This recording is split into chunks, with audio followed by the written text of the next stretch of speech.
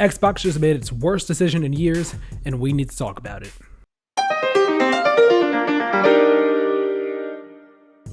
Hello there, everybody, and welcome to The Comfy Spot. My name is Tyler, and today we don't have good news. We're going to get right on into this. Xbox has made the worst decision it has made in a very long time.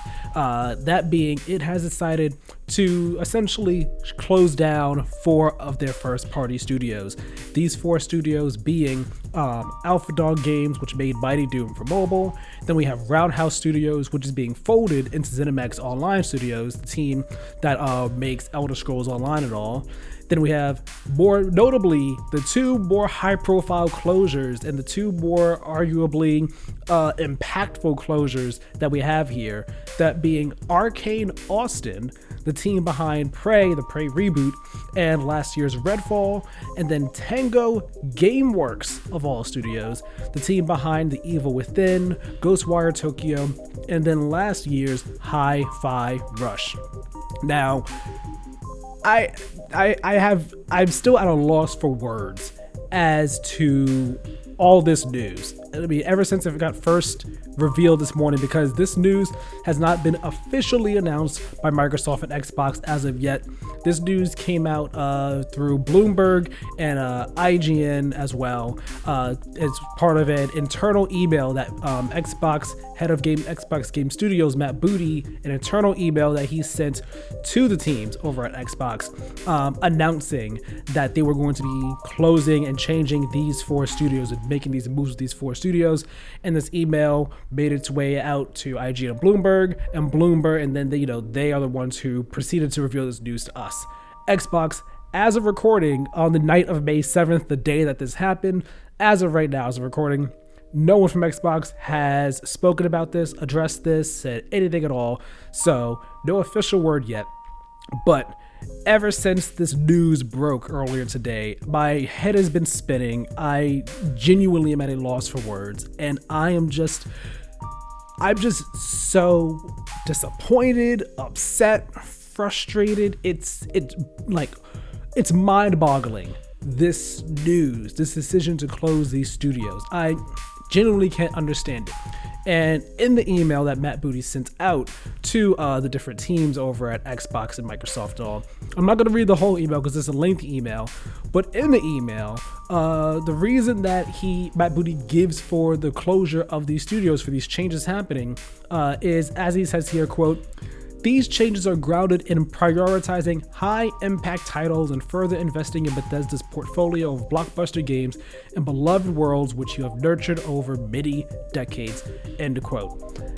And it's just what this says to me. And I'm sorry if this video is kind of going to be all over the place because my thoughts with this are very scattered, and I'm just kind of going to be stream of consciousness, going with the flow, just kind of airing my thoughts out right now on this, because this is just a baffling decision. So let me bring it back a bit. First off, before I get into anything, of course, I want to say, to the team, to all the developers that were at these studios, my thoughts are with you. This is absolutely awful. Should not have happened to any of you. And I hope that all of you manage to land on your feet, whether it be at a different studio or in a different industry entirely. We don't want to see you go to a different industry, leave the games industry. But in the current games industry climate, with all these layoffs and closures that have been happening, it is completely understandable if you do, for just the sake, peace of mind and stability in your life. So, of course, best wishes to you all. This is absolutely awful. I want nothing but the best for all the developers at these studios that are going to be going through these changes and closures and layoffs and all. Now, I want to say first, before I actually get into my frustration and anger with everything, I understand that, of course, this is a business. And I understand that, budgets right now at different game studios, they are tight because games are very expensive to make. And as I've said before, as many of us have said before, one game, a game performing poorly financially can be the death of a studio. can easily be the death of a studio, or result in a number of layoffs at the studio because it didn't perform well, it didn't meet sales expectations, and then the publisher is just like, we gotta meet our quota, we gotta appease shareholders, XYZ, so on and so forth, or whatever the case may be, which ends up leading to layoffs and studio closures and all like that. So I understand there is a financial aspect to things. I understand that. At the same time, though, this is Microsoft. We are talking about I believe, $1 trillion company that has money in the bank, like so much money in the bank to spend. This is the company that spent $70 billion on Activision Blizzard to acquire them, and spent, I believe, what was it? Was it like 12 billion? I forgot how much it was on Bethesda, ZeniMax, I mean. But, they spent a good couple billion on ZeniMax as well. So, if we're going to, combine the two, they spent roughly, let's just say, round up for the sake of, for the sake of simplicity right now, roughly close to $80 billion on those two publishers. And it's like, if we're just going to talk about the Activision Blizzard acquisition, $70 billion there, and you're saying here in this email, Matt Booty, we're doing this because we want to further invest in Bethesda's portfolio and all. The money you spent on Activision Blizzard, that money could have been poured into all these studios so many times over, and resulted in so many other new ideas and new games, and just, investing and allowing these beloved worlds and these blockbuster games that we all know and love, that you say we love, to thrive and be nurtured and flourish even more. It's just like, what is the rationale? What is the rationale here? Now, when it comes to Roundhouse and Alpha Dog, to be fair, I'm not very familiar with Alpha Dog's title, Mighty Doom, on mobile. Not too familiar with them. And Roundhouse, I believe, hasn't actually put out a game. They've been more so a support type studio in Xbox. In Bethesda, really. So I can't speak really towards those two. But when it comes to Arkane Austin and not Hi-Fi Rush, and Tango Gameworks, that's where a lot of just the frustration and disappointment comes from with this announcement. Arkane Austin, yes, Redfall, undeniably a flop. No one can argue that. It just straight up was a flop, was a disappointment, or basically a failure. Essentially, it came out the gate, was more or less DOA out the gate. But that doesn't mean that the team should be shut down over that. They put out Prey, which again was a game that I played a couple hours of it, didn't really click with it, didn't really enjoy it that much, but it was still a great game, a game that many people in the industry and the community have held in high regard as like one of the best immersive sims of the past decade or of all time, depending on who you ask. So to have this team basically say, go from Prey to Redfall, which was just plagued with its own development issues and its own development hell, to have them go from Prey to Redfall. Redfall comes out and is essentially a failure, more or less, and then say, we're going to shut you down. We're not going to let you have another chance to, put your talents to use and put out something that you actually want to make. Say, no, we're gonna end all development on Redfall. We're shutting it down. Nothing more is happening to it. Like, that's just like, okay, like if you want to cut your losses with Redfall, I understand that. Although again, even that flies in the face of headlines and statements last year from executives at Xbox who were saying, we're not gonna, we're not ones to just leave a game, just like call it quits on a game and leave it be.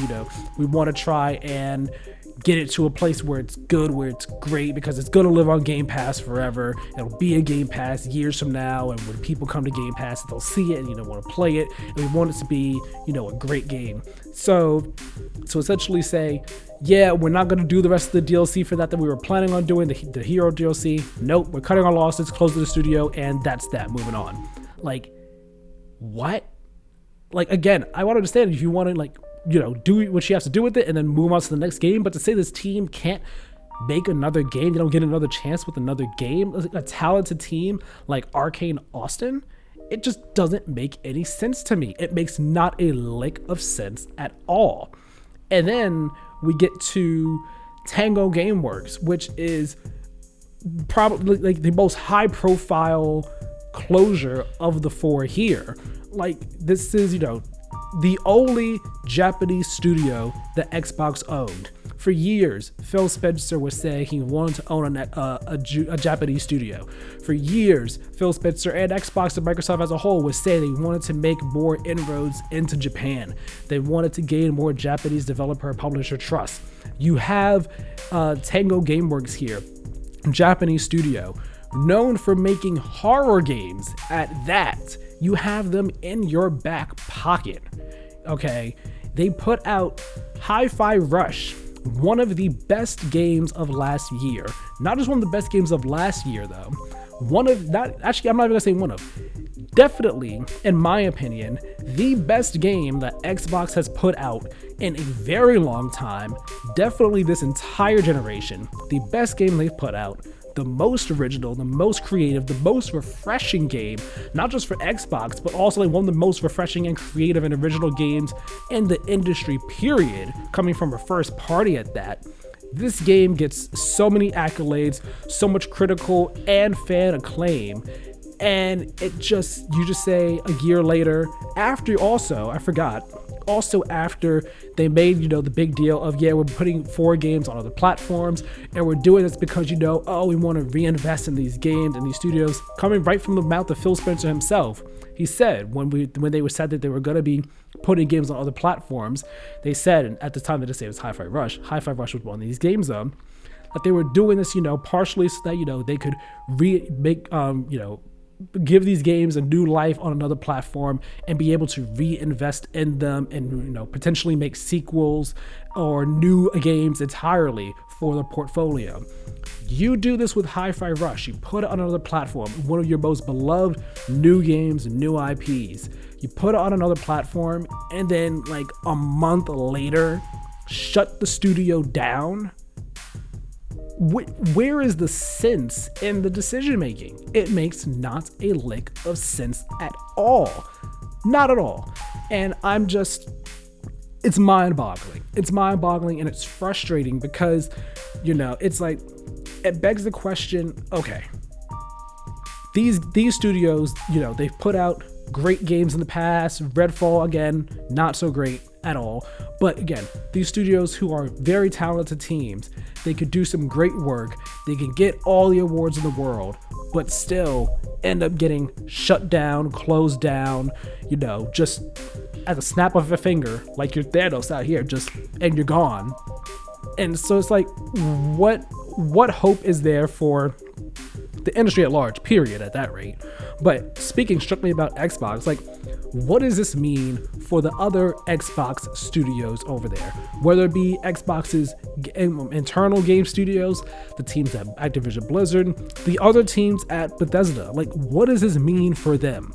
If just at the snap of a finger like this, Tango is gone, and Arkane Austin is gone. Like, what does this say for them?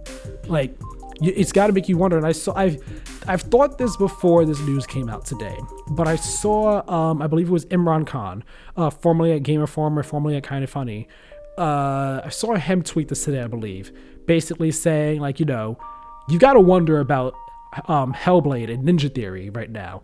Like, that game is coming out in a few weeks, and Hellblade is not like a giant tentpole mega selling game. It's not. It's a smaller, more intimate, narrative focused game, and you could clearly tell there is a budget behind Senua's Saga Hellblade 2. You can clearly tell that, but it's not one of those games that's gonna go out and sell gangbusters and all.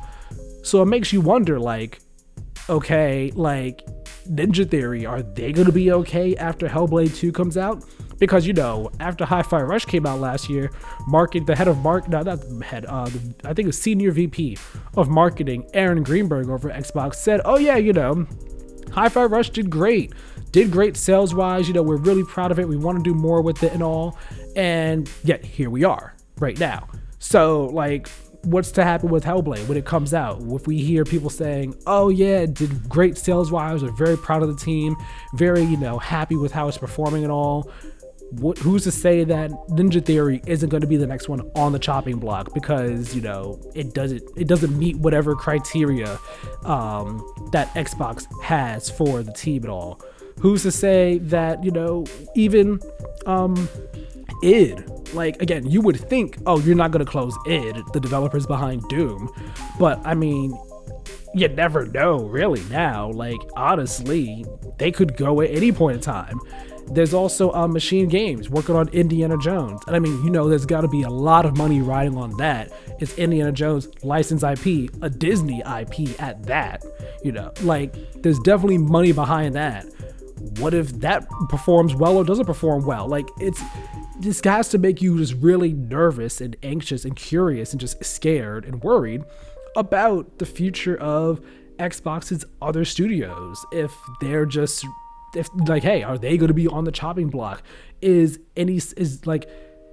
matter how successful our game is, like, are we going to be next? Are we just going to be the next ones to be kicked to the curb, shut down, and just sent our merry way? It's just so disappointing and so worrying and frustrating. And it goes back to the question of, at least for me, something that I thought about today was, like, what does this mean for Xbox? Where does Xbox go from here? What is next for Xbox? If we are having these closures, Game Pass was supposed to be this thing that was supposed to allow new ideas in games that couldn't happen without Game Pass. One such as Pentiment, that Obsidian said, like, hey, we probably could have done this if it wasn't for Game Pass. Pentiment went on to be one of the best games of last year, a super highly acclaimed game. I believe it was 2023 it came out. No, it was 2022. Years are crazy right now in my head. So it makes you want, like, Game Pass, when it first coming up and in more recent years, it was meant to be, or talked about as a place where, aside from just being a subscription service, where an easy way to play and access games and all that without having to buy them full price. It was also talked about as a way for new ideas that ordinarily wouldn't be able to be made because of the investment cost in them.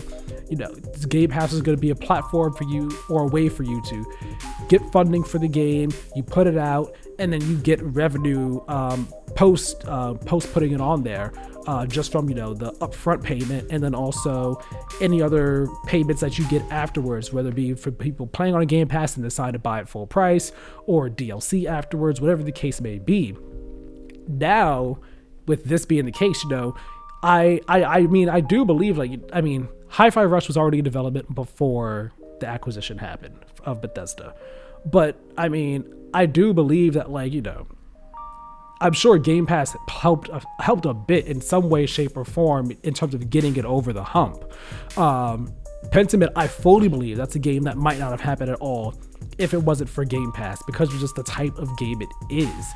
It's just, with Game Pass was supposed to be this thing, and there has been this conversation for years about, is Game Pass profitable? Was Game Pass good for the industry, bad for the industry, so on and so forth. And now, I've always wondered, all right, how, people keep saying, oh, Game Pass is profitable, it's it's good, it's fine. I've believed it to an extent, because I've always had the back of my mind, it can't be entirely profitable. There's got to be some sort of catch to it, some monkey's paw with it, where it's like, there's no way you could, even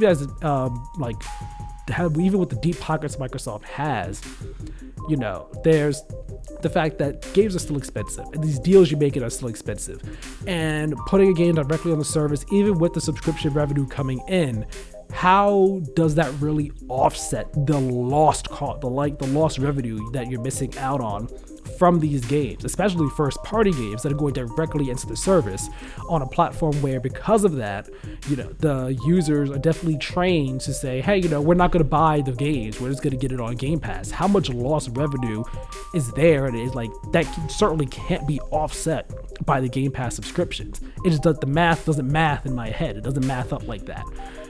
So now you have to wonder, okay, the Game Pass effect of things. How much is Game Pass playing a factor into these decisions in terms of, all right, now because of lost revenue, it didn't make enough sales. We got to shut the studio down. And is Game Pass even a reason that the game, was played by as many people as it was? Would it have performed less well if it didn't get played by as many people on Game Pass? Would it have sold more if it wasn't on Game Pass? Like, there's so many questions with the Game Pass side of things. There's just a lot. There's a lot on my mind regarding this. And again, I'm sorry that this conversation has been so scatterbrained and all. My thoughts are really all over the place in regards to this, because I have a lot of thoughts on it. Trying to keep it all coherent and understandable for you all. But really, like, at the end of the day, I feel like, right now, what we need is answers, more or less. We need answers right now, definitely from Phil Spencer, from Matt Booty, from Xbox in general. And I would like to think we'll be getting some sort of communication from them tomorrow, May 8th, the day that I'm planning to post this video. I would like to think they wouldn't go past tomorrow without saying something about this, like, because it's been, as of now, roughly 12 hours of just, constant quote tweets, constant dragging online without any sort of communication from Xbox. So we need something. We need to hear something from them talking about why. What is the rationale behind this? How does it make sense to say we want to invest in these titles, we want to invest in new IP and all, but then you're shutting down studios that are talented, that are producing new IP, that are, some of them are very acclaimed new IP that could go on to be fantastic franchises and mascot franchises for your platform, and also just different ideas for your platform. Hi-Fi Rush, a character action platformer, like PlayStation really doesn't have that. There really aren't too many of those in the gaming ecosystem right now at all. Hi-Fi Rush stood out for so many reasons, and that was one of them, especially for Xbox. It gave them a more family-friendly, fun, different, unique IP. So, and now that's not there anymore. Now it's gone.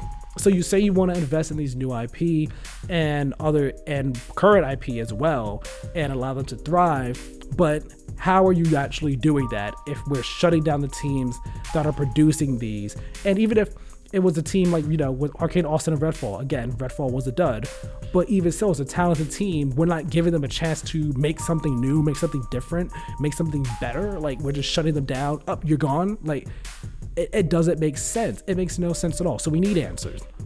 We need clarity. And I know that, at the IGN Live next month, right after the Xbox Game Showcase on June 9th, Ryan McCaffrey is going to be talking with Phil Spencer. This was already announced before this news today.